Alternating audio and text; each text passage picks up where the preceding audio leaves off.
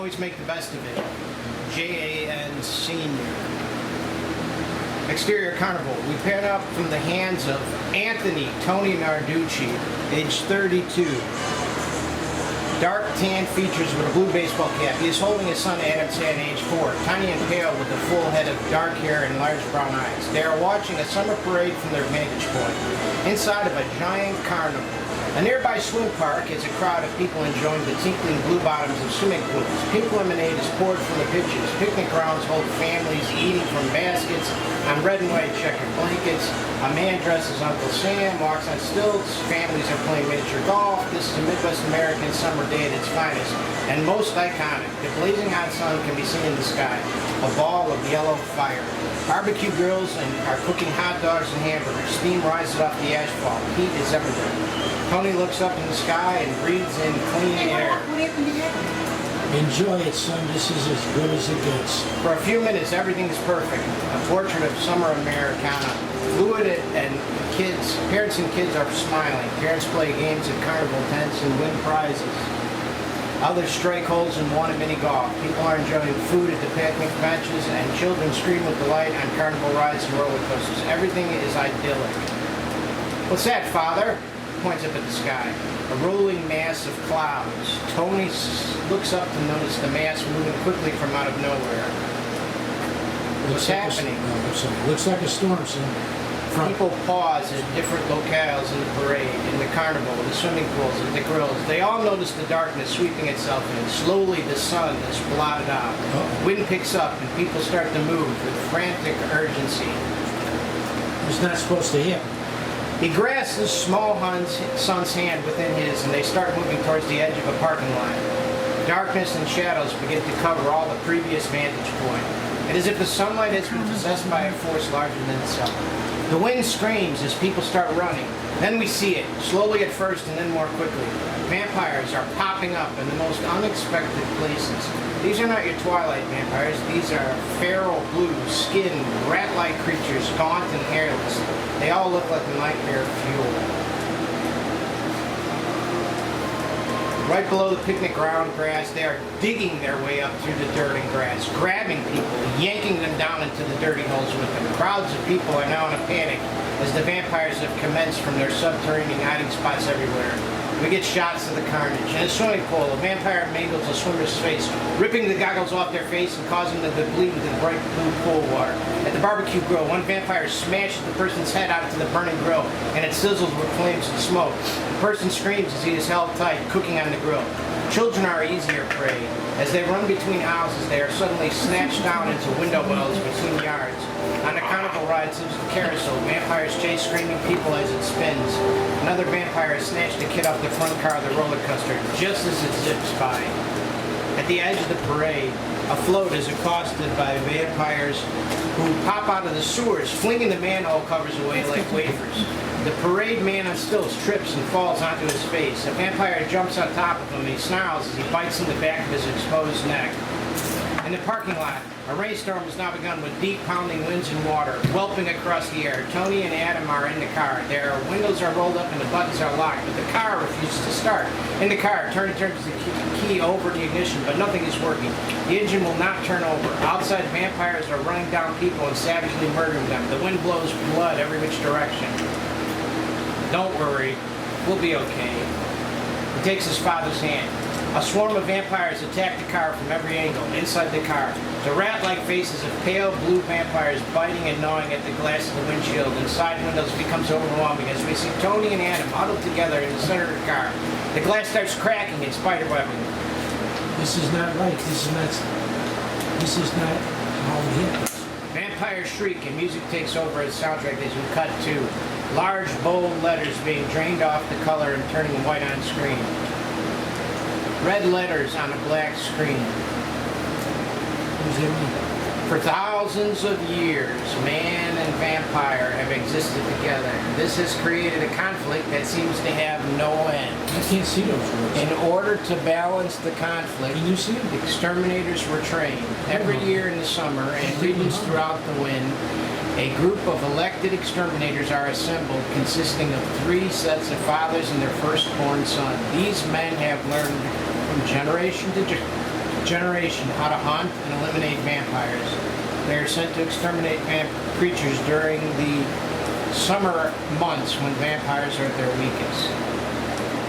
Demetersville, a town 10 miles west of Peatone, Illinois.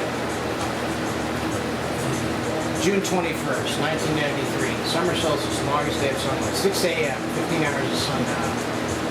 Fade in, farmland dawn. We pull up over a cornfield and see an old rustic wooden sign. Demetersville, a nice place to live, founded in 1931.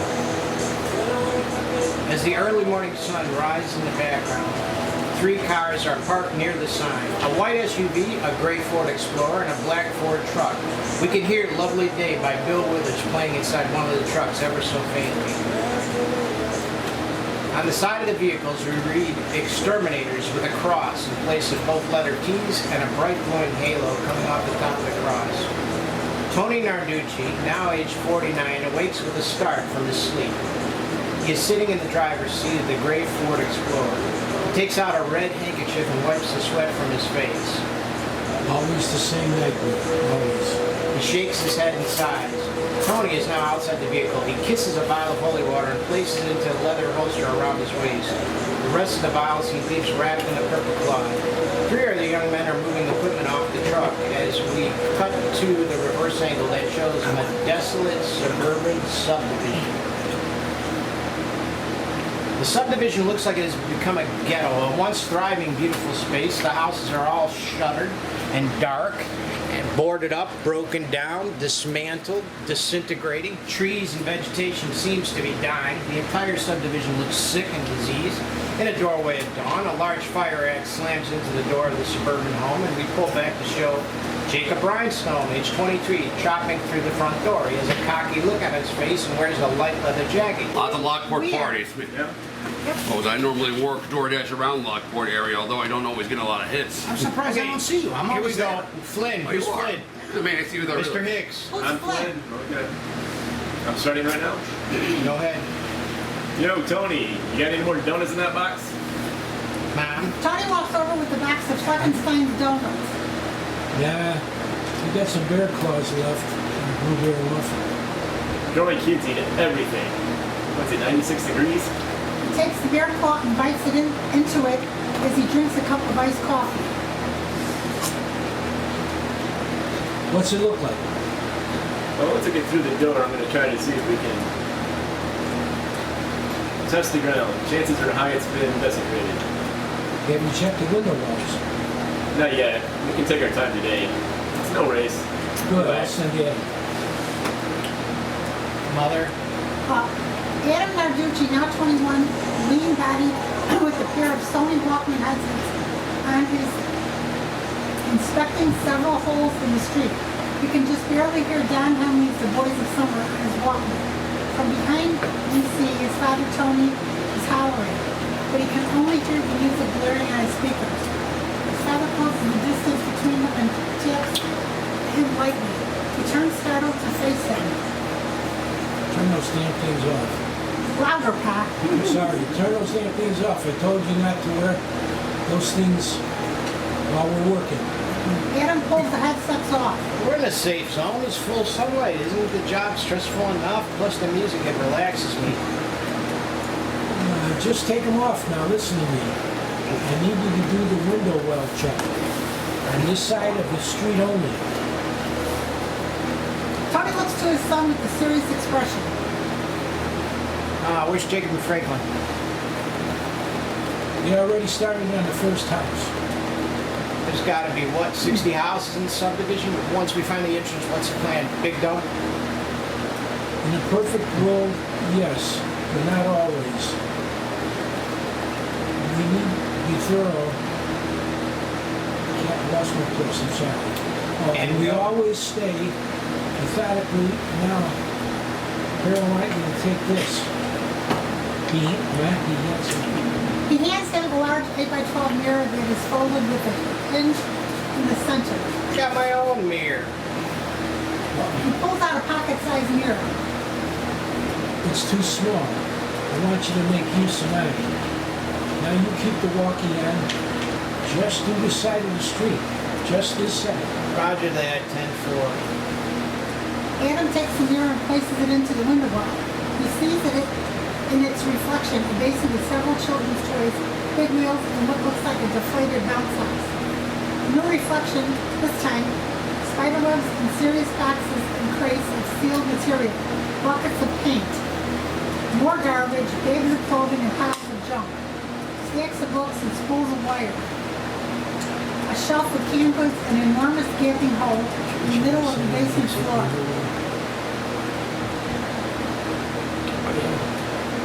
There's no words for it. That's it. Yo, this is Adam. I got a positive snake hole here. Looks like building 2809 east side of Dwight Street. Charcoal gray bricks. Hole looks enormous. 2809, roger that. Jacob and Franklin both arguing over who is going to cut the door down. Adam walks up between them both as they bicker. Dude, you cut the last one. I don't want to be out here all day. I'd rather be swimming. Temperature's going to be the top 100 degrees. Yo, guys. He turns the door handle. The door swings wide open. One good turn deserves another, eh? Two men look to him both with bitterness. Yeah, very funny. Ha ha. Who touched that one? Left hands grab the generator and lift her up as feet walk up steps from ground level. Flynn and Tony settle the generator down in what was once a nice living room. They carefully walk on the floor, checking for its stability. Floor looks good. Who lived there? Let me find out. Flynn opens a large binder he has in his satchel. He turns the pages, one each page with information about each house and the residents in the subdivision. He reaches the page 2809 East White Street. A family of four faces is pictured. Father, mother, son, and a daughter. This your perfect nuclear family. Abandoned one. Yeah, they left October 1991. So if we find anyone in here, it will not be them. It says here they moved to Washington State. Triolkis family? Trichomas. Greeks? I suppose. Pretty close. Looks like it. Greek Eastern Orthodox. They have crossed more so than the house been blessed. Project. Doesn't change a thing. We still need to test it. You gotta be told what to do all the time. Always. Down in the basement, it appears things were being remodeled and then halted abruptly. Cans of dry paint and some drywall are half finished. Fiberglass spills out of the side of the wall. Jacob, Franklin, and Adam are examining the walls and structure of the basement. The gaping hole in the middle of the floor is enormous. Fire in the hole! He pops the yellow light stick and drops it into the pit. You see the yellow light go down and get smaller and smaller. It's a couple 100 feet at least. Objects may appear closer in reality. Last time we repelled, we were short on rope, and I'm not interested in that happening again. So what have we got? I'm saying 100 feet? 300 feet. Maybe a little less. It's not 300 feet. Guys, split the difference. 150. Yeah, we need a little less than 200 feet of nylon. A large steel winch is being lowered down off the truck with a hydraulic lift. James Rainstone, 50, bald-headed and wearing sunglasses, maneuvers the winch into a wheel-long bed cart. He and Tony both settle on the cart and start pushing it. The winch is being propped into place. A coil of nylon rope is being rolled onto the uptake by Flynn. Okay, so my boy and I are going down first. Once we test for desecration, we will alert the rest of the team. You want to go first? Be my guest. We always end up last. You guys never run around. We're going first on this one. I'm sorry, I just think we should rotate duty every time we decide to work a shift. I mean, it's a fair right. Tell you what, you won't go last. I'll give you my word. Sure, whatever. The black truck has the front door open and the song All Summer Long by the Beach Boys can be heard playing on the radio.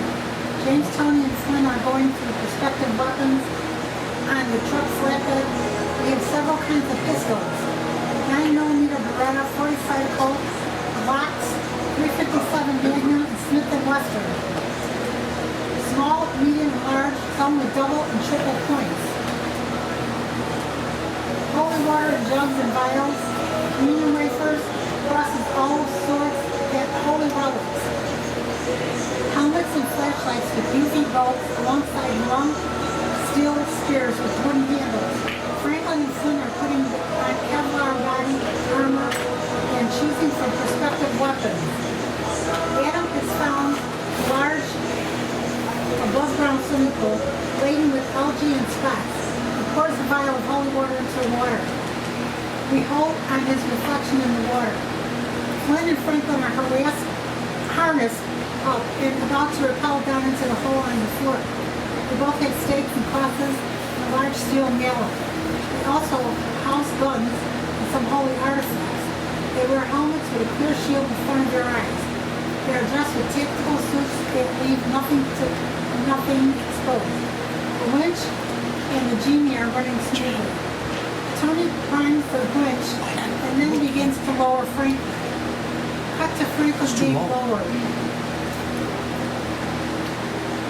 Little light shines from above. It is dank and putrid at the bottom. The crowd itself looks repulsive, as if it threw up. Flynn's boots touch down and dig into the deep mud, squishy. Franklin has oil lantern out. He points it down to one vast fissure leading down, another one behind him in an even steeper angle. It looks like the tunnels have been dug.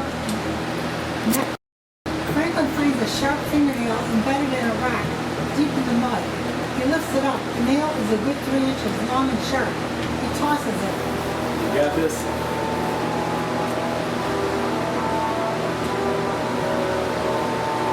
Franklin. Oh, I got it. He takes out a vial of holy water and pops the cork. Slowly pours a small amount into the mud. It sizzles and creates a horrible stench which both men are beginning to choke from. Rancid shit. Wait, that's oh, like- sorry.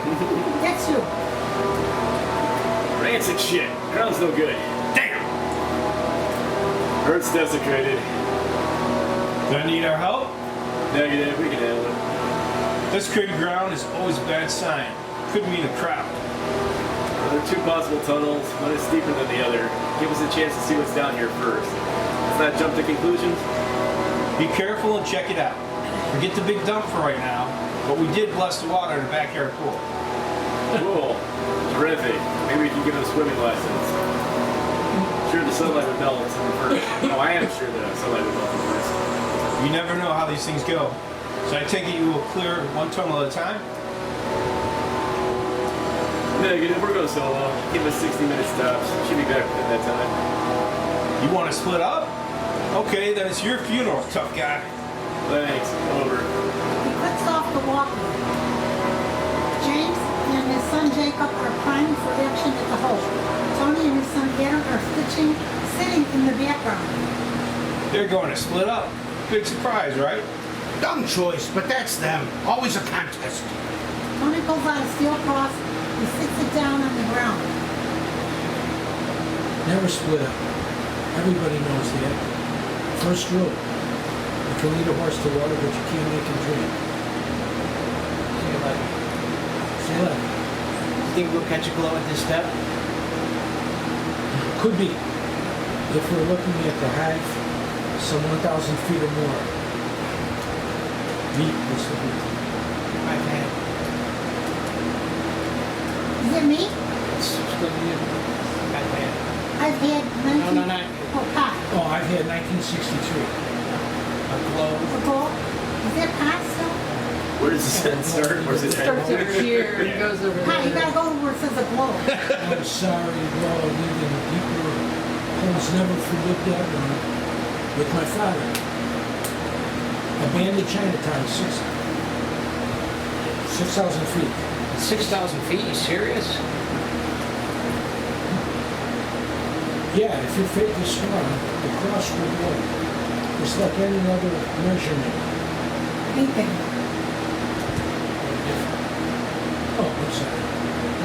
no different than a remote or television. But if your faith is weak, you could have one 6 feet away from you, and you won't even get a flicker. That close? That's right. That's when you kiss your ass goodbye. Flynn and Franklin, both filthy and covered in wet blood, bile and pus, exit from their respective ships. How many? 16. Or shit, I only got 12.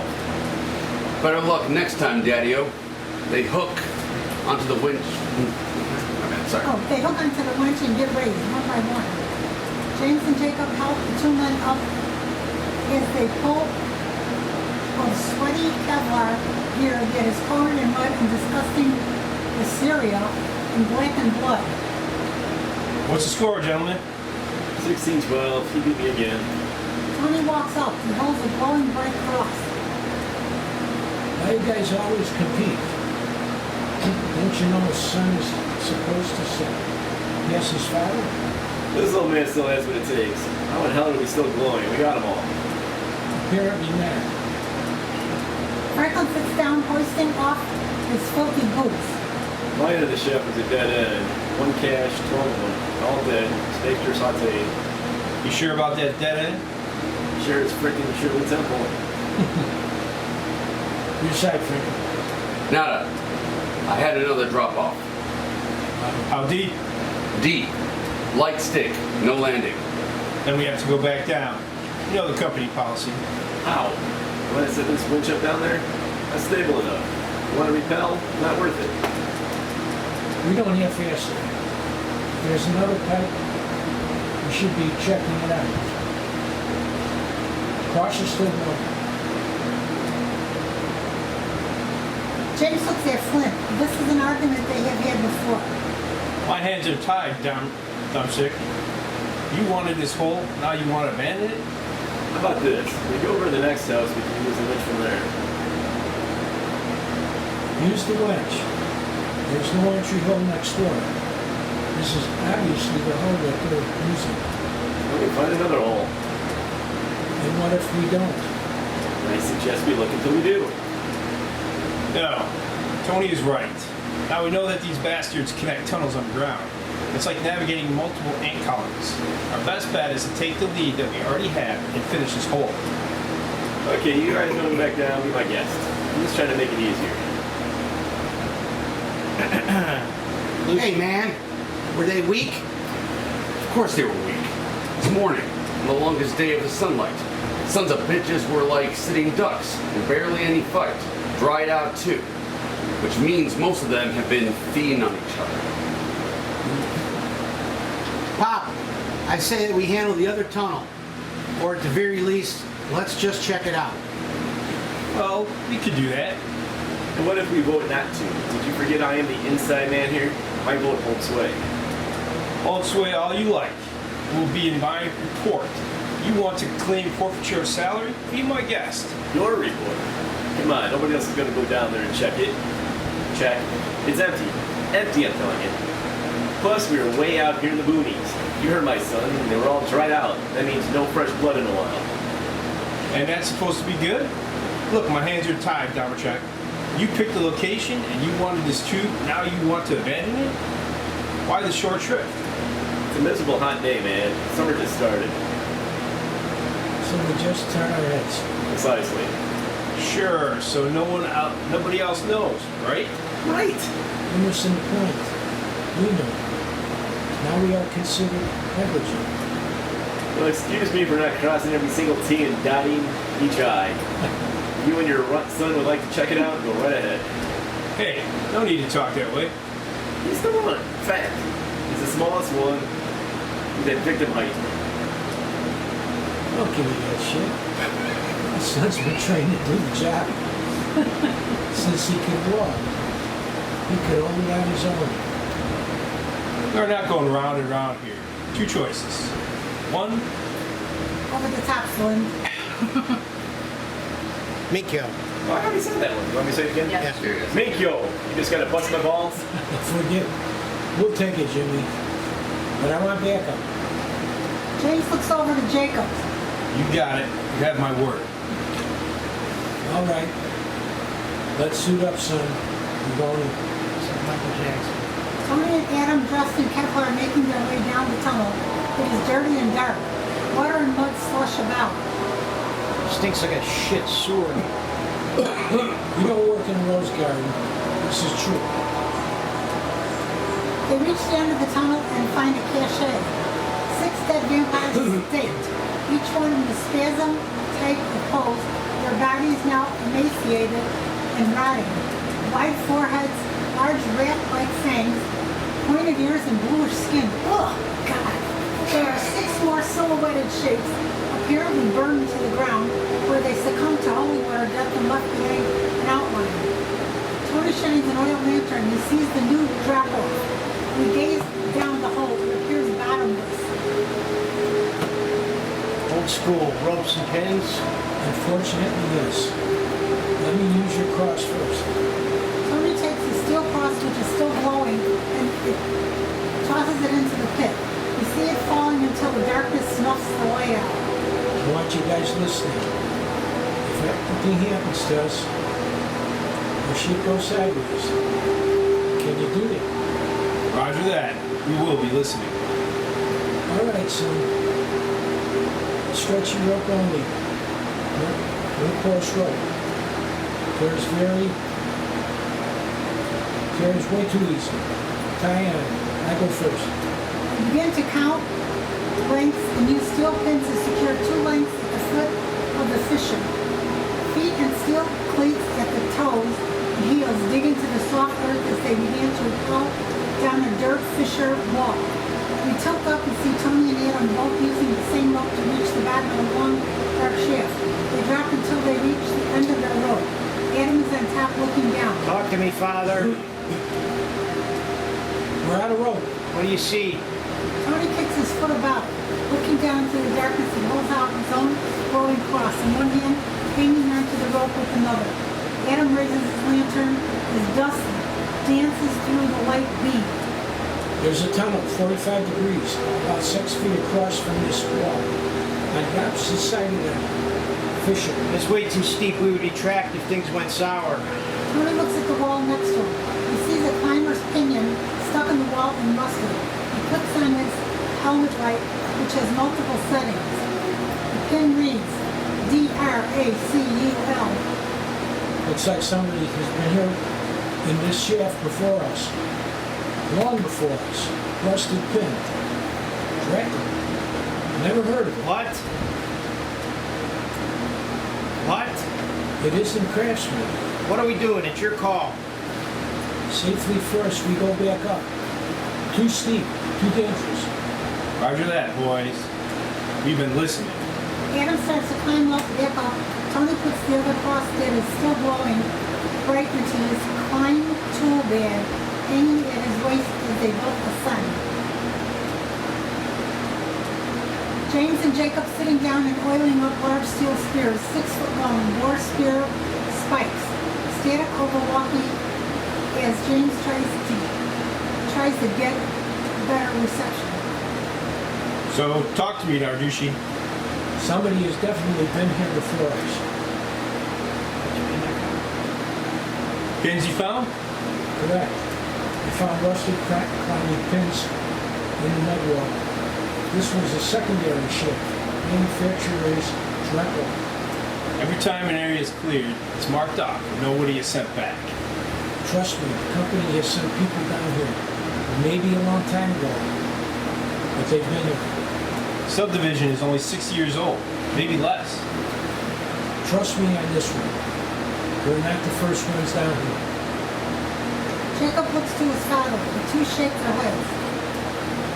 Tony and Adam have just climbed back up to the top of the shaft when they hear a low clicking sound coming from the shaft. You hear it? Of course I hear it. Echolocation. He pulls it out.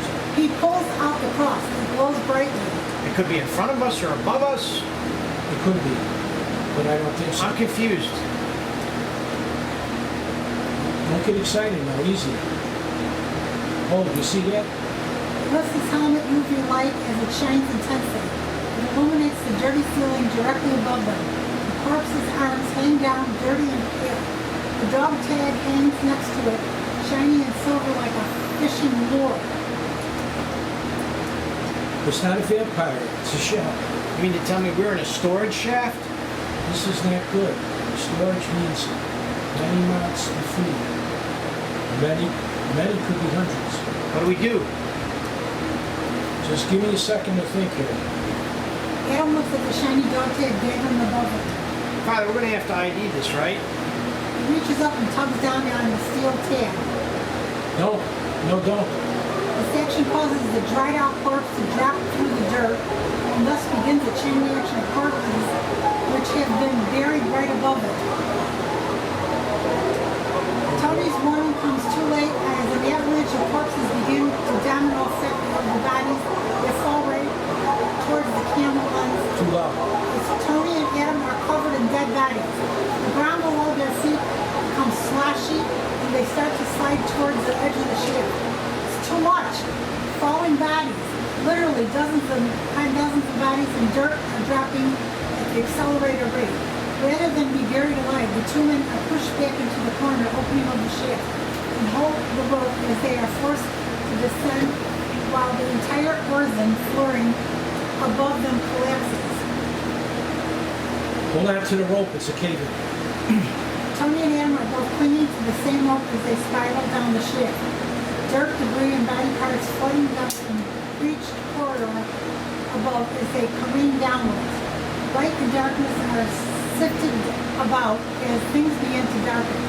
They continue to roll and fall like a giant snowball, accumulating speed as they both of them are now within a moving pile filled with loads of corpses. Their rope has run out and they are rolling downhill and they can fly right off a drop off and down to the bottom of the cavern. We can see through clumps of dirt and corpses that they have traveled deep into the earth. Their rope is pulled out with them and they are lying at the bottom of a huge cavernous well. A pile of corpses lies below them like a weird laundry pile, having softened their fall. The two men lie there dazed and woozy. Adam, are you okay? Oh man, that was no carnival ride. It groans as they roll over. Dried corpses continue to drop out or around them as they realize that they are at the bottom of a much larger structure. The tiny helmet lights illuminate as the camera pulls back and we see them within an enormous, gigantic cavernous space. Today, Tony is much younger and his son Adam, age 5, is sitting on the spaceship. Spaceship? He is crying at the carnival, Barker, and Tony are in an argument. We pull in on an open hole with the wire sticking out of the spaceship. Ray gun. It's an open-end wire, and electricity. My son just got an electric shock. You guys should have fixed it before letting any kids ride on it. I didn't know. If I did, I would have had my boss do a maintenance check on it. Really sorry, mister. Don't pass that buck, man. Shut the ride down. That's what we do before another kid gets hurt. Tony takes Adam off the ride and they move to an area where he gives him water and a red handkerchief. Adam is still crying about his thumb, which got an electric shock from the open wire. You can't touch everything you see, son. Forget the razors you grabbed. Oh, God. Glad to taste that oven cleaner too. It burned me. Lucky it was just voltage. A single amp can stop your heart. What is an amp? It's amperage, a measure of electricity. Pours water from the bottle onto his thumb. People need to take initiative. The incredibly large cavern is adequately lit from phosphorus lichen lining the ceiling. Stalagmites and stalactites are everywhere. This is an ancient, immense cavern. The chute exit is a stash of bodies, all in a pile of clothes at the bottom of the laundry chute. Adam and Tony have regained their bearings. They are now dusted off and looking around the huge space. I've been telling you since you were a kid. Don't touch everything. I'm sorry I messed up. I was just trying to ID the corpse. You've never been in a landslide of bodies like that. It's rare, but it happens. James, you been listening? Yeah, signal is phasing in and out. What's happening? Look, we just got situation. We are down one duel between, I don't know. huh? I don't know. I don't know.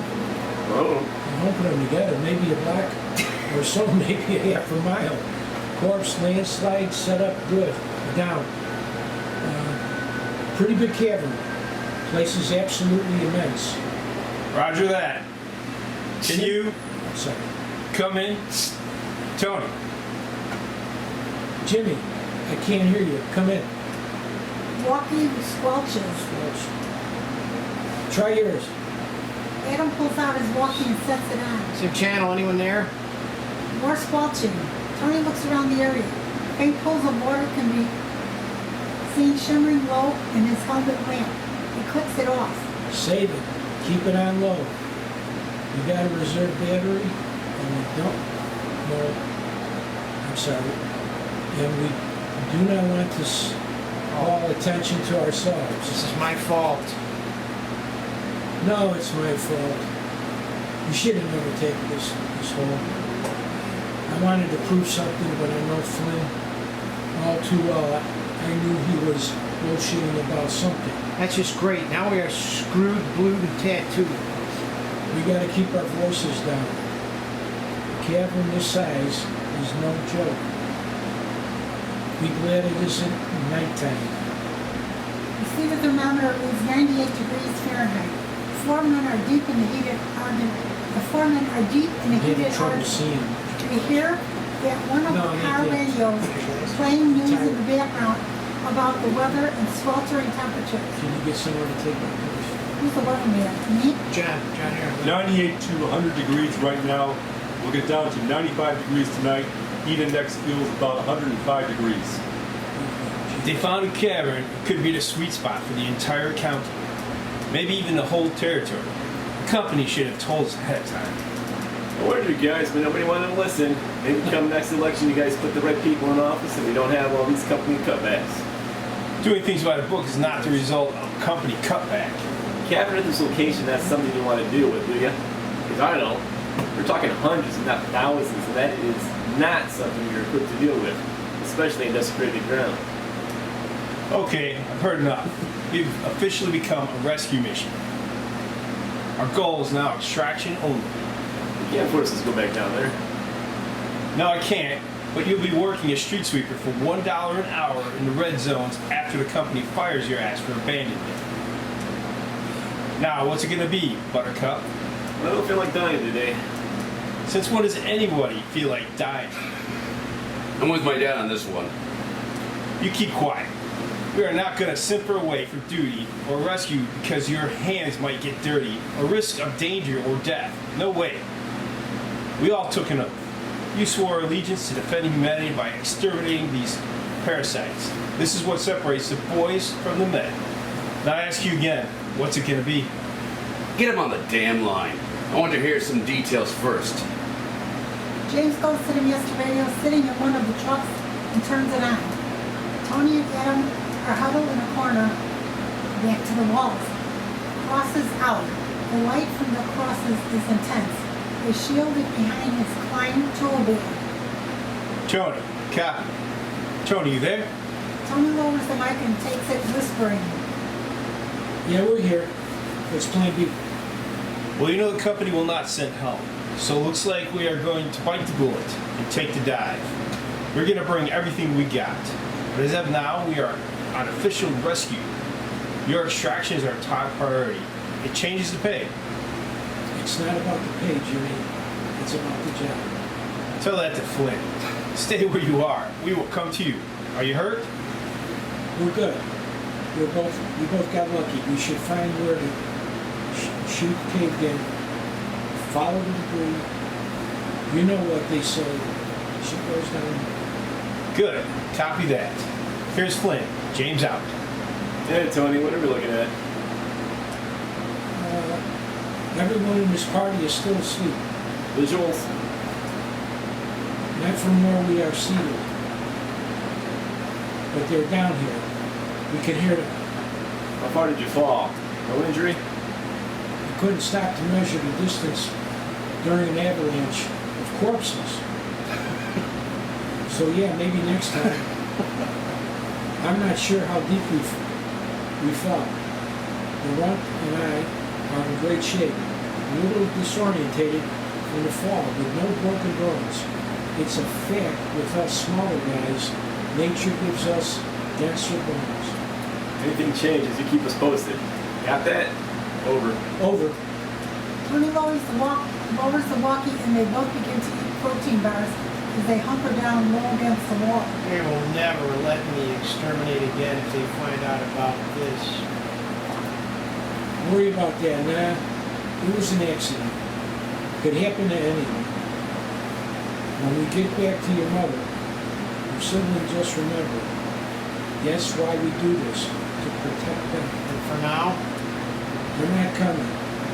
But for now, we make the best of it. We pull back on them. no, it's not. I'm sorry. Oh, we pull back on them as they remain hunkered down in the corner.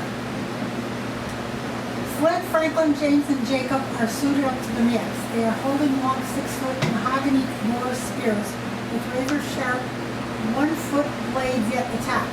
They have multiple stakes made of ash wood. They have different handguns, crosses, vials of holy water. They are uniformed up with Kevlar suits and helmets with lights atop. They have packs This is one. on the wall, and they have packs on with water, food and supplies. They have tools like shovels and pickaxes. They're supplied to the hilt. One by one, each man, starting with James, propelled down the hole by virtue of the genius power of the witch. It won't help, James. Franklin goes next, Read off the phone. much to Jacob's Read dismay. off the phone. No. I don't know if I can see the phone. There. No, he can't see the phone out of his I glasses. gave him glasses. Oh, okay. Oh my God, sorry about that. Go ahead. Jacob is next. I follow my own father, my pop. Step away. Jacob reluctantly submits. Franklin repels next.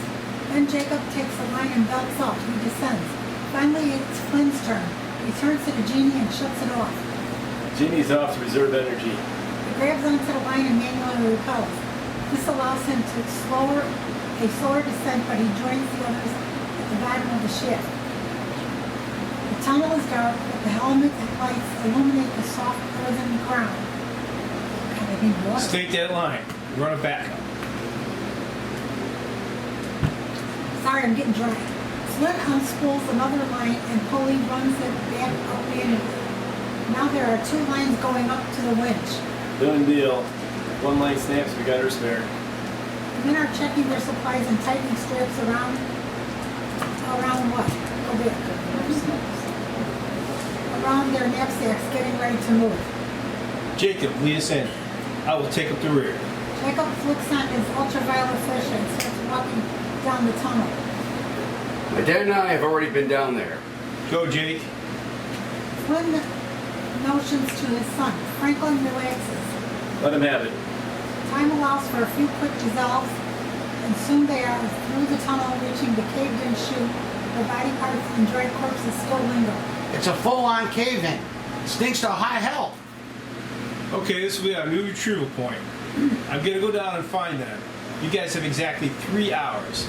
If I'm not back, you are to abort the mission. That's a crock of shit. I'm not leaving you down here, Pop. No way. Those are my wishes, and this is an order. You will obey it. Are we clear? Jacob struggles with this one, but he submits. Clear. Good. No more horseshit arguments. Now let's keep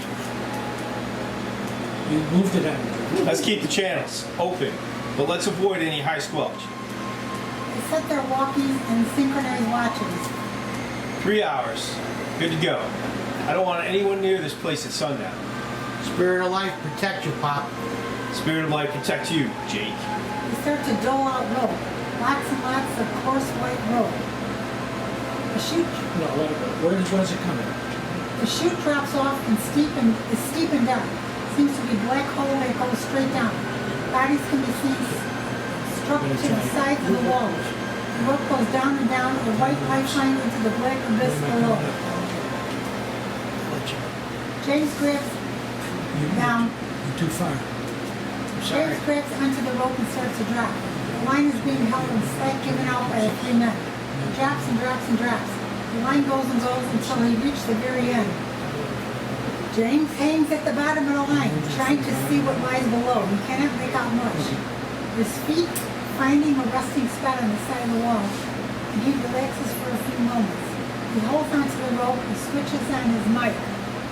Yeah, Anthony, get to the bottom of the chute. I've got to flash my light up here. Tell me if you can see it. Tony keeps his mic on low as he answers the call. I'm moving for the bottom now. Tony gets up and moves to the bottom of the cavern. He climbs up the pile of corpses. He stands tall and looks straight up.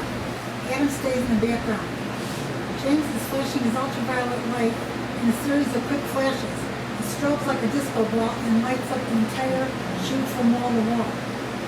Tony looks up with his helmet, light illuminating a pathetic pool of light at the bottom. Nothing can be seen from above. No flashes, no strobes, nothing. Tony. Oh, must be some twists and turns when we roll down here because I don't see anything. Are you sure? How about now? James turns it up and strobes even brighter and That's faster. it. Anything?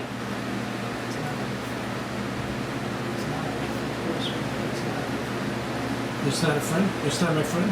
That's nada, my friend. No, it's not my friend. James shuts the light and looks defeated.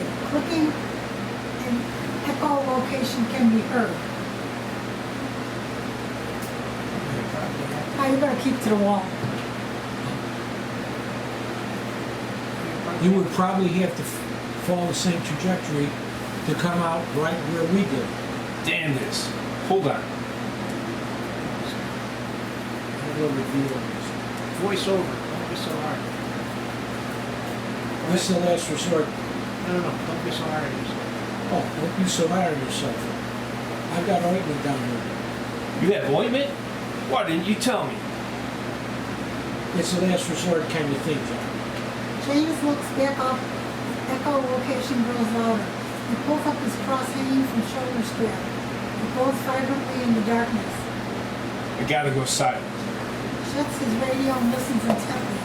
He unhooks his lifeline and looks for a new space to plant a pin. Scraping can be heard. He looks up and down and is clearly distracted now. Something is digging through the dirt. Something is moving within the walls of the chute. He grabs across it and takes out a stake. He holds the main rope with one hand and the stake with the other. Across the chute from him, a vampire's claws begins to emerge. He shines his helmet light to get a better view. Pushing through the dirt, a giant burrowing mole is an emerging vampire. Blue pale skin with yellow glowing eyes and rat-like ears, fangs and a bald head. The creature looks positively heinous. Then, how do you say that word? Heinous. Heinous. Thin and emaciated, he looks directly across at James. It hisses as saliva drips down his jaws and chin. Okay, fucker. He clicks his helmet to the ultralight setting as the creature shrieks. His skin starts smoking and burning. James braces himself but is not ready for what happens next. A new vampire breaks through the chute wall. You gotta go up, Joe. Sorry. I'm trying to do 7 different things here. Wait, You went too down, far. down. You went too far. Paragraph. There you go. Where did I leave off here? New vampire. The new vampire breaks through the chute right behind him. The claws grab his head and yanks him back as the shock makes a loose grip of the rope. The vampire behind him is choking him, claws locked around his neck. James is trying hard to use the stake, but he realizes that the vampire's grip is all that is holding him from plunging. This is when the half-grown vampire decides to lunge across the chute, leaping between them. He latches onto him as James buries the stake into his heart. The creature spits black blood out of his mouth directly into his face, hitting the clear helmet shield. Fighting for his life and trying to regain a flailing rope, James struggles. The vampire then slides down his body, making him heavier. The vampire holding onto him from behind tries pulling him into his burrow, but the added weight from the other vampire is dragging all of them downward. Son of a bitch. Let go. He kicks the vampire off his body and goes flying down the shaft. The vampire behind him yanks him hard and tries biting into his helmet, which kills the light. James turns himself around and slams the glowing cross into the creature's face. A cross burn mark is emblazoned across its ugly face. It then shrieks and hisses, releasing James from his grip. The film starts up again and James plummets backwards, trying to grab onto something, anything, as he goes falling from the abyss. Camera travels with him as he plunges downwards, the wind whistling all around him. He pulls the cord on his backpack and voila, a tiny parachute pops up out the top and slows his descent. He continues to descend down the dark tunnel, bouncing into walls and trying to grab something for leverage. It is not working. Finally, he drops through a larger hole and descends through a stalactite cavern. He's dropping now, but his chute gets snagged up on the stalactites above. James hangs there and spins as the rope from his backpack is tangled up around his body. Damn it, come on, not now. He tries to yank the chute free, but it is tangled with the rock formation above. His body's too heavy and starting to tear and pull at the seams of the chute. He starts to swing himself as the chute begins to come loose. Tangled ropes around him suddenly go slack as he pries the chute loose from the rock. But the chute will not open again. Instead, it's on top of him and wrapped around in a tangled mess. Plunging now at the top speed. No! James plunges again through the air and this time lands with a sickening thud on top of a few large, pointy stalagmite rocks, impaling his body in 3 separate places. Tony and Adam are up at the sound and dash through darkness. Several yards away is a pool of water, and beyond that, the stalagmite impaled body of James. Jimmy.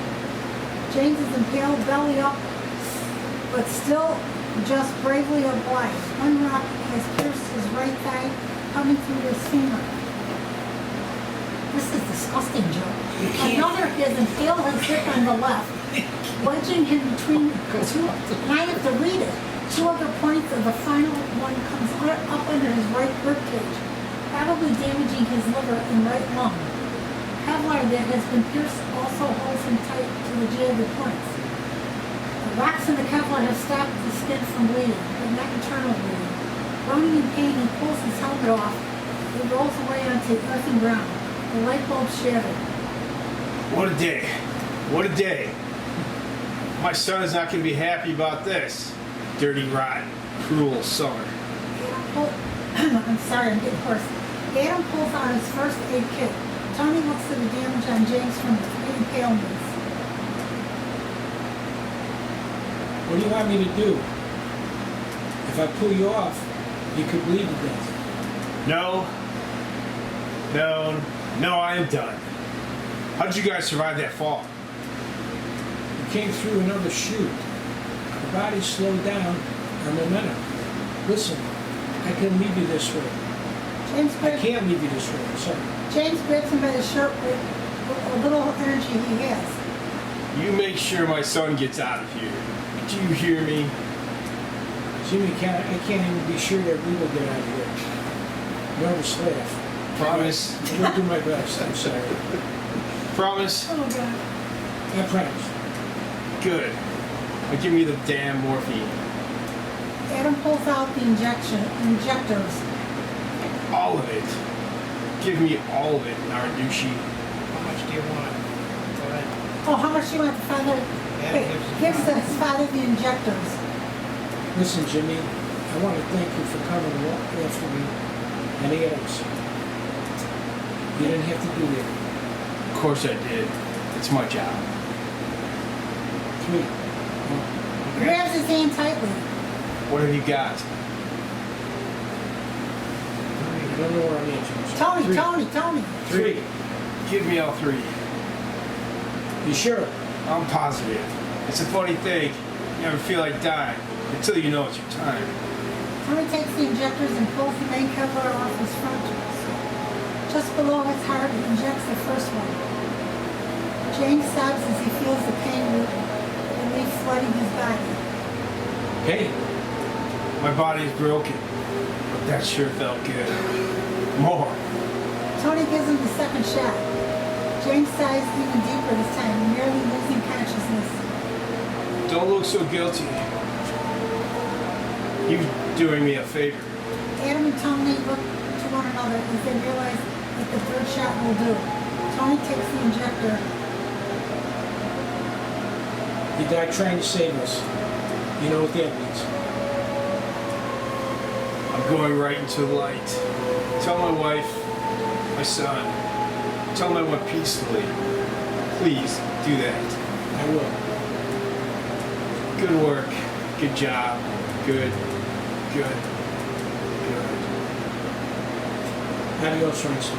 He grasps his hand and administers one last shot. James' eyes go limp as he sighs out and his heart stops from morphine. It is a very peaceful way to die. Tony and Adam step back. Man, I'm sorry. This was my fault. No, we gotta really get ready, because nobody else is coming. Looks to his son seriously. We hear faint clicking through the camera.